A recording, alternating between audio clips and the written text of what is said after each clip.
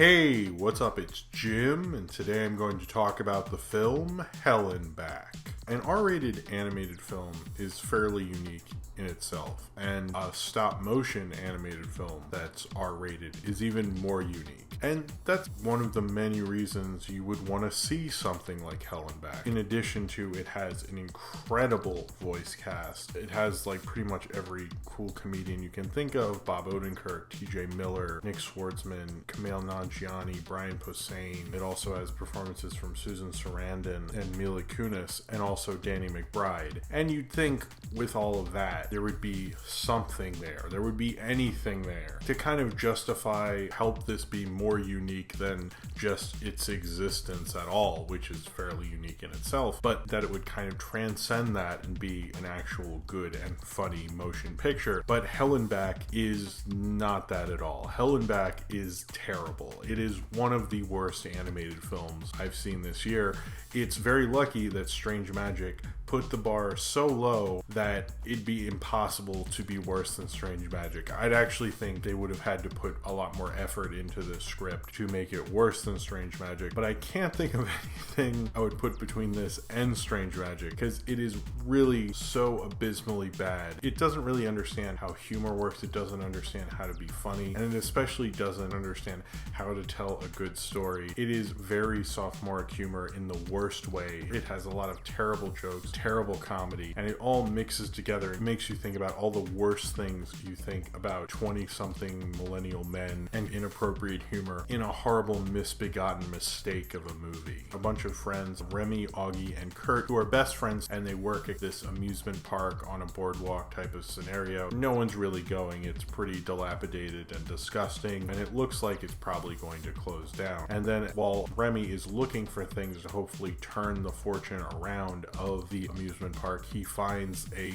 evil book that has a crying Satan in it from the fortune teller lady, and then he decides to make a blood oath with his friend Kurt, because Remy's always giving Kurt mints and Kurt never gives him mints back, so they put a blood oath that Kurt will give him a mint back, and they do a blood oath, but then of course, since it's like a Satan book and Kurt doesn't have a mint to give back to him, Kurt is sent to hell, and so Remy and Augie go to hell to hopefully get their friend back using the help of Dima, a demon, and using Satan's cell phone to hopefully be able to find a way to get Kurt from being tortured forever for breaking a blood oath on the devil's book. I don't hate inappropriate humor or inappropriate jokes or anything like that, but I think this film would probably have a lot of humor that would best be described as kind of high school virgin kind of humor, where you're talking about a lot of sex jokes. You're saying a lot of inappropriate things, but you're just saying them. There's no kind of setup that would make it funny. There's a lot of comedies I've liked this year that have inappropriate humor, but there's kind of a setup and then they say something outrageous. This is just the outrageous part. There's almost no setup most of the time, and they're not really well constructed jokes. It's just like inappropriate, and I'm supposed to laugh at that. And that kept happening throughout this movie. It wasn't really that interested in telling a story, or I don't understand what this film was necessarily about. It just doesn't really work for the most part, because the characters of Remy and Augie are almost forgotten about for characters like the devil, or Kurt's forgotten about, or then they get into other characters like Orpheus and Susan Sarandon's Barb the Angel. It feels like nothing's necessarily connected. It doesn't feel like anyone's growing through the film. They kind of enter the film the same kind of characters they are when they leave the film. Certainly they have like a typical kind of stupid happy ending type thing, but as characters they don't change at all. Everyone's fairly mean-spirited, and mean-spirited in a kind of Seth MacFarlane-y mean-spirited way. The difference between Seth MacFarlane and what's going on in this is Seth MacFarlane can accidentally sometimes be funny because he understands jokes a little better. He has a Hollywood showmanship to him. This film doesn't have any of that. It's just inappropriate and mean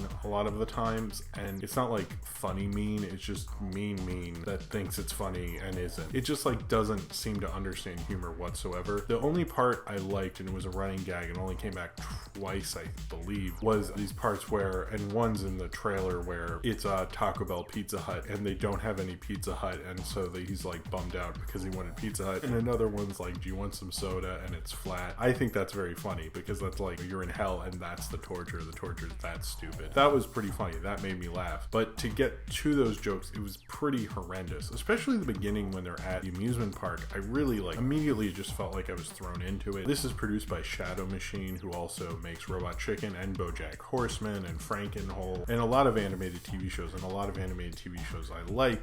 It seems to be more Robot Chicken-y. Robot Chicken probably is guilty of doing a lot of like kind of random humor, or just kind of inappropriate for the sake of being inappropriate, rather than understanding how to make a joke that's funny using something that's inappropriate. This is very much in the Robot Chicken vein. It's directed by two guys, Tom Genus and Ross Schumann, and one of them's a Robot Chicken director. The other had worked on a lot of Tenacious D stuff, so I'm a little surprised how bad this is. But with Robot Chicken, at least they would mix up the different kinds of jokes. This is just one kind of joke. They're inappropriate. They make jokes about pretty much everything sexual you could possibly make a joke out of, but they don't make it funny. And they have like pretty much every funny person almost on the planet in this fucking movie, so it's almost even more astonishing that they made this so bad. You can tell like the actors are trying to get this to work. I think Bob Odenkirk gets the devil to work very well. I think Kumail Nanjiani's part is actually fairly good. Even TJ Miller tries to get it to work, or Danny McBride, but it can't come through because if the jokes aren't there, they aren't there. You can't just talk about how hilarious tree rape is. Maybe in something like Evil Dead 2, tree rape is like this awesome, incredible sequence, but it's more because of the sequence, not because someone was raped by a tree. That's creepy and weird. It's more about the filmmaking, and this doesn't understand the process. It's just like, oh, that's freaky, let's go with it. And the tree rape stuff came up way too often. There was too much tree rape in this movie. I never thought I'd say that, but there's too much tree rape in this movie. There's too many inappropriate jokes that go seemingly nowhere. All these people spent all this time making a stop motion movie, and the script is so beyond terrible. You think somebody at some point would be like, I think this is like beyond awful. Like, what are we doing here? And it is just so monumentally bad. I was incredibly disappointed by it. I'm not the hugest Robot Chicken fan, but a lot of times, even episodes I don't necessarily love, I've laughed at them a lot more than this. I know it didn't get a huge release. It kind of didn't even really technically go wide, because I think you have to open in over 800 screens to be a wide release, supposedly. And I support animated films being made for adults, and there being R-rated animated films, and hey, I bought a ticket to this, so technically I guess I'm supporting it, even though I'm making a video on the internet to tell people it's garbage. But whatever. I still think those kind of films should be made, and that's important, and that's something American audiences don't get enough of. But if this is going to be what that is, I don't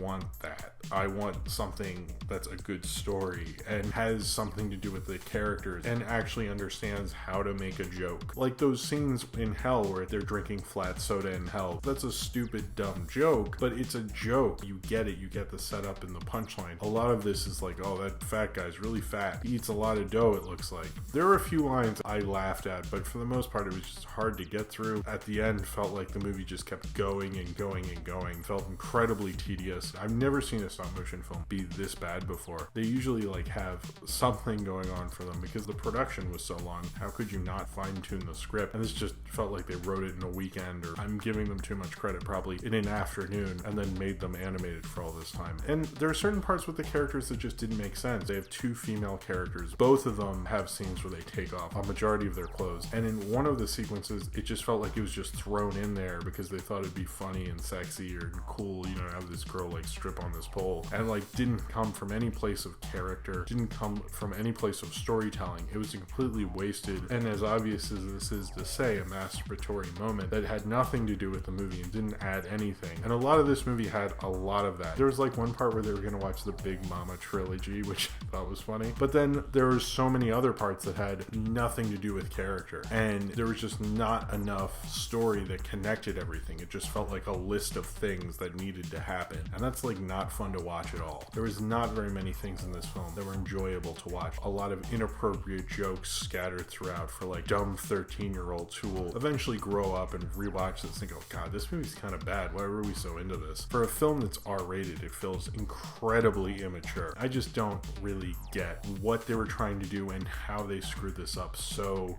fantastically. I do kind of feel bad for not liking it because it's kind of a unique thing and we don't get these kind of things that often, and I guess, you know, maybe I could just say because it exists, that's good enough. But I don't think you should really stand for that. I think you should go like, no, but this isn't good. The story wasn't good. It didn't really work. The jokes for the majority of the film really did not work. I think just because of its existence is not a reason to check it out. Do not fall for the trap that I fell into and seeing this movie. Just stay away from Hell and Back. It's almost like an achievement that they made this look so haphazard for a film that went through such a long production process. Maybe that's an accomplishment And so if you've seen Helen back and you would like to talk about it, then comment below in the comments and subscribe if you would like to.